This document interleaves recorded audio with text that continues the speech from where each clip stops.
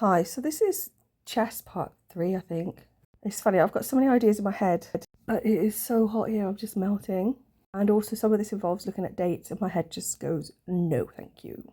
Okay, so if game can also mean dancer, could it also mean the delight of dancing, as in the terpsichore? In Greek mythology, terpsichore was one of the 9 muses. Remember in part 1 there was a reference to the final stroke of 9. She is also the mother of the sirens, therefore an allusion to Sibyl. She is also the mother of Linos and the Thracian kings Beston, and Rhesus. I haven't looked into that yet. In Plato, when the grasshoppers die, they go and inform the muses in heaven, a connection to the crickets in part 1 perhaps.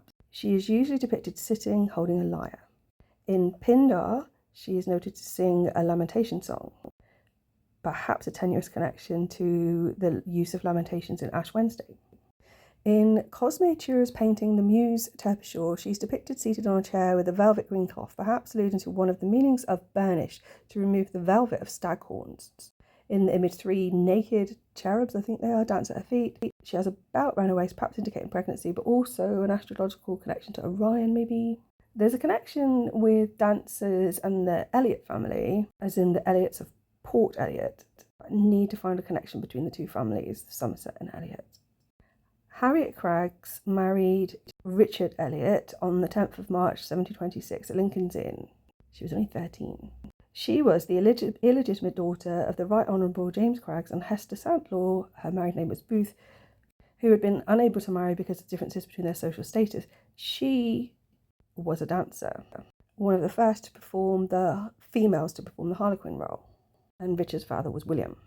T.S. Eliot's great times a million grandfather, Andrew, whose dad and granddad apparently were all called Andrew, emigrated from East Coker, Somerset, to Beverly, Massachusetts on board the ship the Mary and John, which I'd never heard of. I only know about the Plymouth story, presumably referring to John the Baptist again.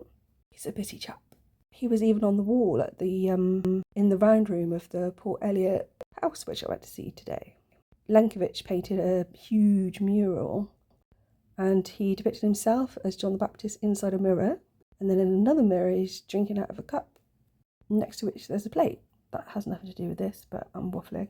Well, it does have everything to do with this, but anyway.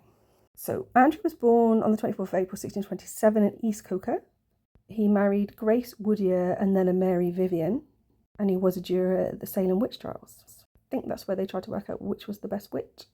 And his father was William Elliot, but a different one, but there's a lot of Williams. I can't remember if I already said the surname Elliot is a variant of Elijah, another reference to prophet. I'll continue waffling.